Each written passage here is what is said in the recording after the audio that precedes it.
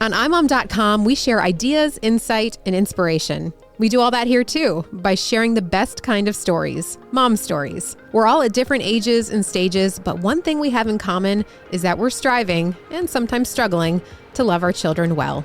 It's the iMom Podcast. Welcome to this week's episode of the iMom Podcast. Chloe, Megan, Susan, and Abby together again this week for an episode about how to manage screen time when screens are just so convenient. And a lot of times they just really feel like the only option. And Megan is going to start us off this week illustrating one of those tough moments of when you don't want to use a screen, but you are just way too tempted to hand it over. Yeah. So I was trying to work through this situation with my oldest son. He had another boy that, come to find out, was kind of causing a lot of problems in the class at camp. And he had chosen, I guess, my son that day to pick on. Apparently there's a problem with the number of the children and this one little boy. And I didn't realize it. It came out actually because he had kind of subtly said something about someone being mean. So I kind of talked to the teacher a little bit further about it. And so I was just really trying to get to the bottom about it with him, because he did not want to talk about it. He just wanted to let it go. He didn't want me to talk to the teachers, anything like that. And I needed to dig into it further, because I needed to know, like, was this an older boy? What were the details? Like, how long had this been going on? You know, whatever it might be. And my younger son was wanting attention at the same time, because I was holding my older son on my lap. So my younger son was like, pick me up too. And he wanted attention. And I was like, no, you need to go play. Like, I need to talk to your brother. And of course, he's a 2-year-old. So he just is not understanding. And so finally, I just had to stick him in front of a screen because he would not leave us alone. And I really needed to talk to my older son to figure out what was going on with this situation. And I just hated that was my only option, because my husband wasn't home. So I couldn't like physically remove him. But I was like, what did people do before screens? Yeah. Like, should I have locked the 2-year-old in his room? Should I put him in his crib so that he like physically couldn't get out? You know, how do you handle that? Yeah. Yeah. I was thinking the same thing. What did a mom do before she could just pacify him with a screen? He entertained himself. He pulled tablecloths off of couches, or off of tables. Yeah. Well, and the tough thing for me was too, I like physically couldn't get them both off of me. Like they're both climbing on my lap, and I needed to only have the older one on my lap so that I could talk to them. And I can't like push a 2-year-old. I'm like getting overstimulated hearing you describe this situation. And they're both crying. They're both crying for different reasons. Yeah. And it's like, well, some of it's the age too. Yeah, but too, we had this thing called a playpen. I think you call it a pack and play. Mm-hmm. Yeah. And you put your child in there and you shut the door.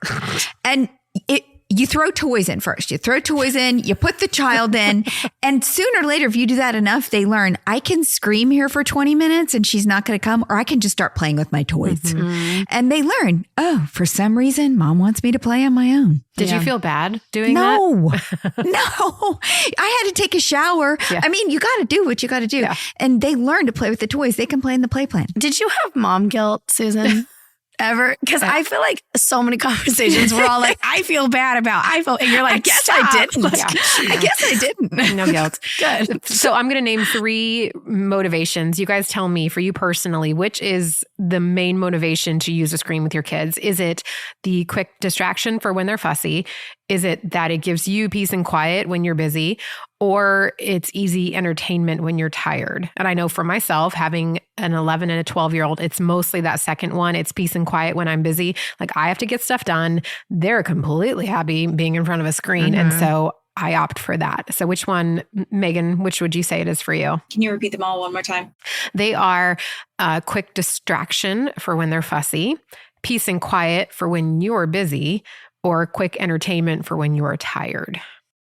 Oh, it's one of the last 2, but probably quick entertainment for when I'm busy and I have to get something done. Yeah, that's what I think too.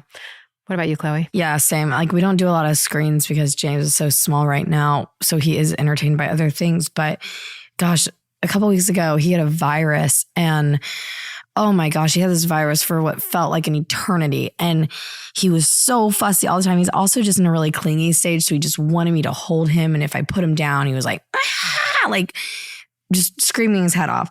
And I was trying to get some work done. And again, with the mom guilt, I'm like, oh my gosh, like I'm not being a good employee. I feel like I'm being a bad mom, like so much back and forth. And I was like, I would totally love to put a screen on for him right now. Yeah. I find that I feel a lot of pressure. Like I want to take care of myself. We got this little treadmill walking pad sort of thing, and I'll put like my desk in front of it, or on a Saturday morning, I'll wake up and I still put the desk in front of it because I did fall off of it last week. And my son saw it. So like I put the desk there so that I can like ground myself if I need to catch my balance, because my son did see me fall and he's like, Mom, are you okay? I'm like, I'm good. My kids would have been, I wish I got that on tape. I said that. I was like, you should have had a device in your hand so you could have recorded that. Seriously. But so like I'll wake up on a Saturday morning and I want to walk for an hour. Like I'll put something on the TV. I'll put my earbuds in to listen and watch TV while I walk for an hour. And if my kids have woken up in that time, then for an hour while I'm taking care of myself, they're on a screen. It's like this pressure to care for yourself, but that also comes with kind of neglecting your kids in a way. And a screen is the easiest way to occupy them in those times. The problem is today that the screen is always going to be their first choice. I mean, it was TV for my kids. You know, they wanted to watch TV all the time, and we had kept it off all week. But I think there are other things. Read a book. There's those Tonys. Have you seen those Tonys? Those little you put the card in and it plays a book. Oh, yes. I just found out about this weekend because my nieces and nephew have those. I was like, that's awesome. So I love that because they can play with the toy while they listen to an audiobook. Yeah. It's like audiobooks for kids. Yeah. But at least they're, doing manipulatives or using their hands instead of like zombieing. Yeah. And I gotta let's think about this, guys. I feel like our phones are our pacifiers, right? Because we're waiting in line. Like we want to get on our phone. We don't want to, look at someone. If there's a lull in the conversation, we want to pick up our phone. So it's like, why would we not do that for our kids? I've noticed that my parents give my kids screens a lot too. Like my parents took my younger son to Costco yesterday, and over dinner, because we have family dinner on Monday nights, somebody ratted my dad out. I was like, well, your father just hands his phone over. And I'm like, Dad, I let him come and hang out with you because I think he really loves you and wants to be with his grandparents, not because he just wants to be on the phone when he knows he's not going to be allowed with me. And my dad's just like he just grumbles about whatever. And then Graham jumps in. He's like, I do love Gob. And I'm like, okay. It's just, it's a mess. But like, I want to say to my parents, you guys, and this is really just more of a kind of a reflection of human nature, what you're saying, Chloe. It's easy for like our parents to look at us and go, oh, you just put your kids on a screen. I'm like, you would do the same thing. Yeah. Like it is just human nature to take the easiest route. Yeah. Yes. That's a good point. On that, Abby, because I noticed this about my father-in-law, and this is a me problem, probably. I'm like hyper aware of when James is looking at a screen. Like even if I'm FaceTiming my mom, it like kind of makes me a little anxious because I'm like, I don't want him looking at this. And that's me being hyper vigilant. But we went and visited my in-laws and they just had the TV on all the time and we don't at our house. And so James is like looking at this screen and it was really bothering me. And my father-in-law was like, come on, James, watch such and such with me. And I'm like, I don't want him to watch that. Like, why does it matter? It really doesn't. But like, it really like makes me anxious. But I remember being a kid and watching like all Oprah with my mom. And it surely did not, damage my brain too much. I mean, maybe a little, but like, I don't know. Like, how do you find that balance? Because I get really scared, but then I'm also like, that's probably too far. I'm going to say that like my generation, like the old millennials, young Gen X, were like that brackish water between the two. Like we watched a lot of television. I mean, so much TV all the time, every day after school, every Saturday morning. My grandparents had it on. We watched Price is Right. I watched Bob Ross painting with my grandmother.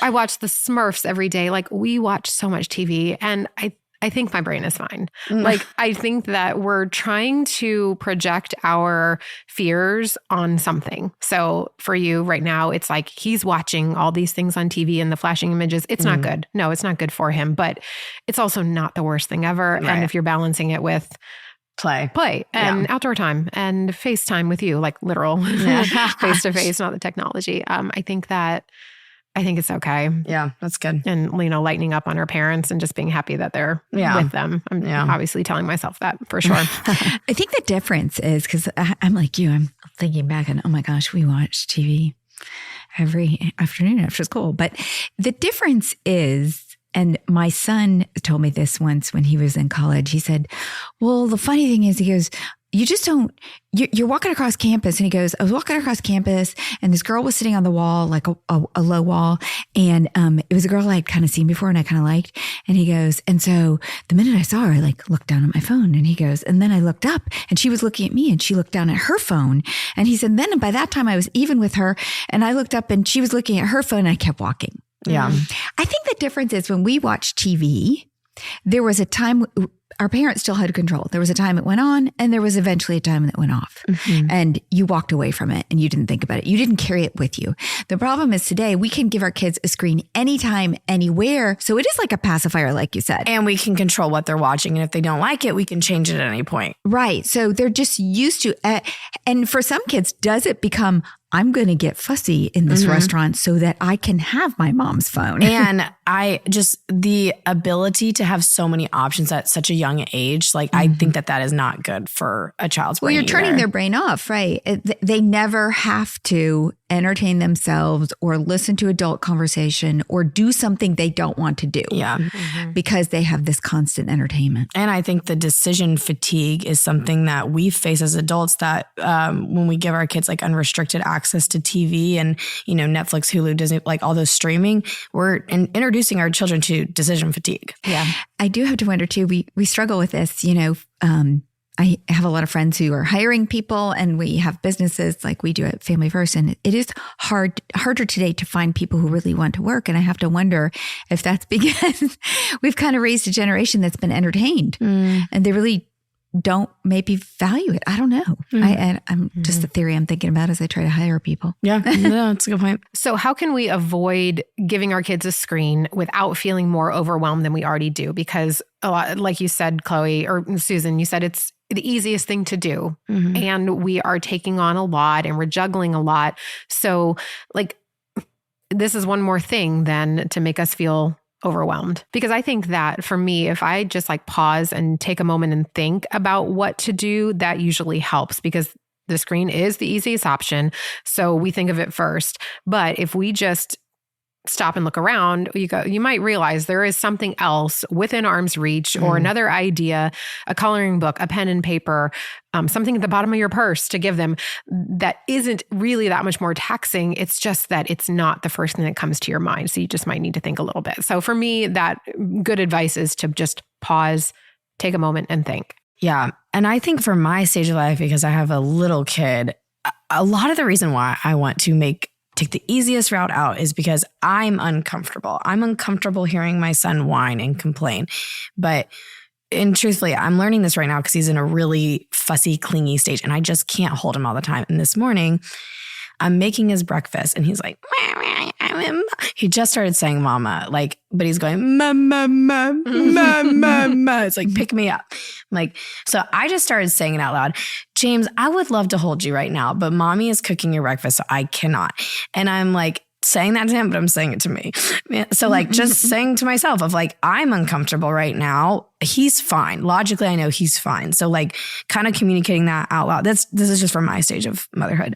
It helps me.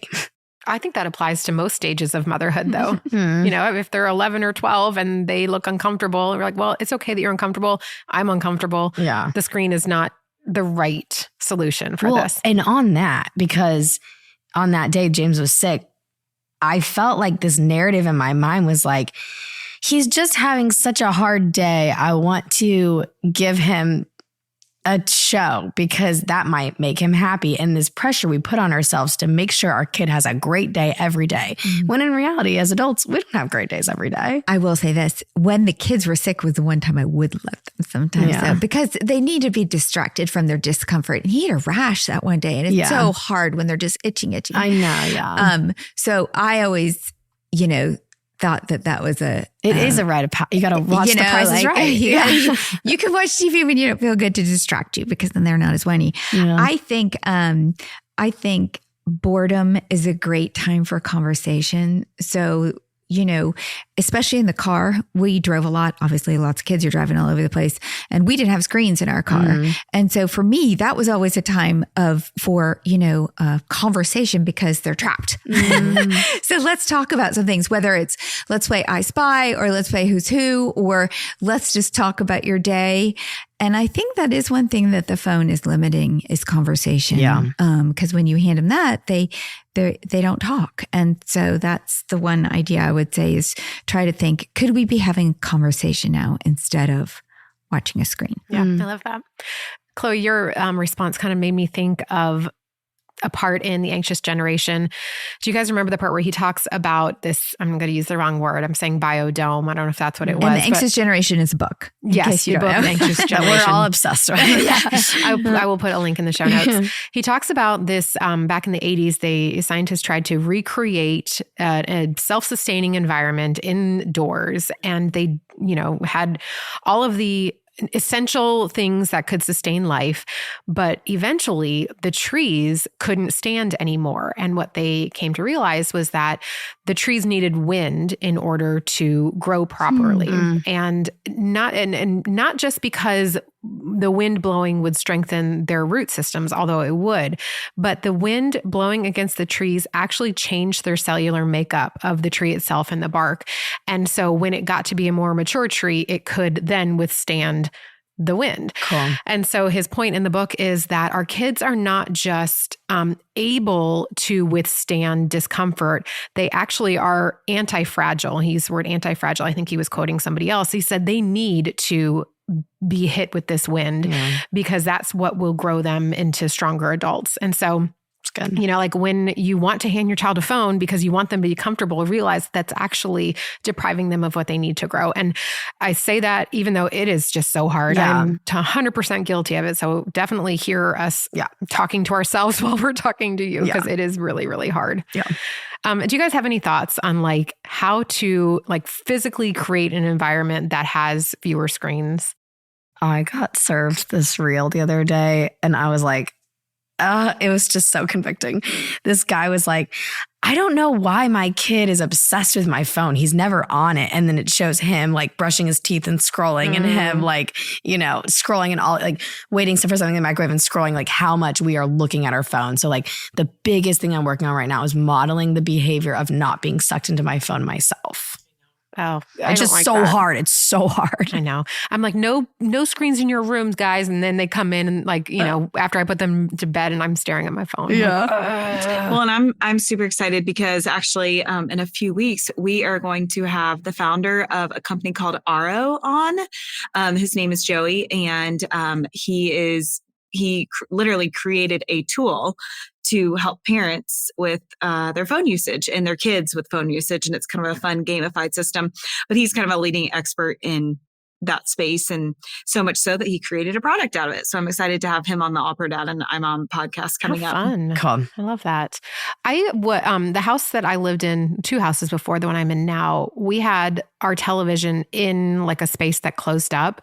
And that really helped a lot. Right now, my kitchen and living room are one. And so the TV is right there. And so it's always tempting to have it on. But I think actually having your television in a separate room, it's not every screen, of course.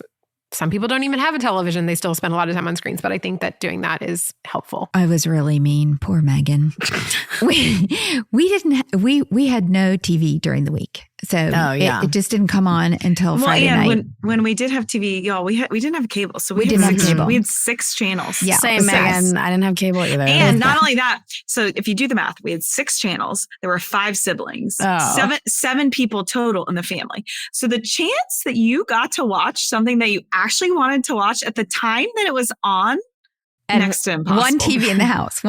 Dang. So the other thing is I had a rule when my kids got their phones that if they weren't respectful in how they talk to each other or me, or if they were using it inappropriately, I would just call AT&T and turn it off. That is so boss level, just shut it and down. I wouldn't tell them. That's the best part. You don't tell them. Just all of a sudden it was working. They just go to text their friend. You could do that. At least then you could just put it on they called it almost like a snowbird hold, Oh, that's You can turn it on and turn it off. Like hold my mail for a little while. Exactly. Hold that phone for a little. I love that. So good. I didn't have to do it very many times. I will tell you that. I love that. Because Yeah, you learn your lesson.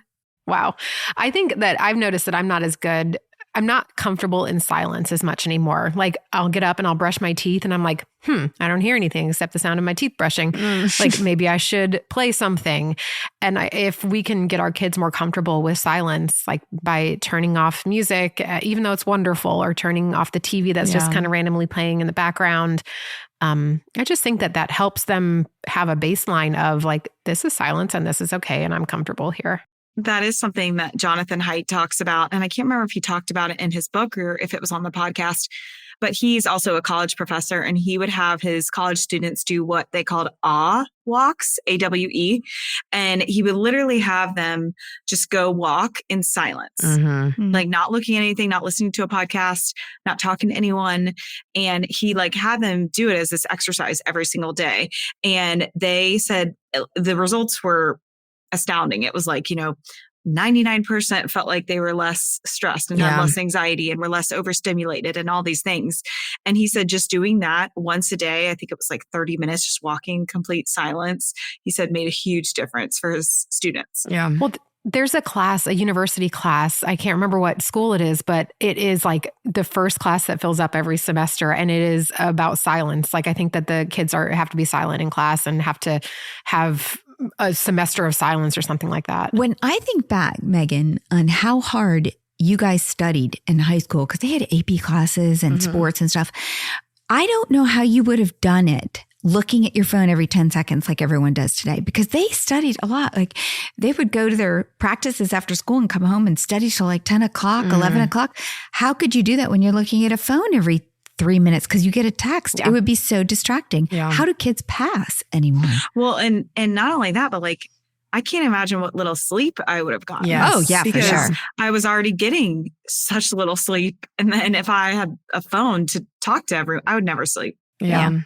We have a ton of printable resources on imom.com to help with managing screen time.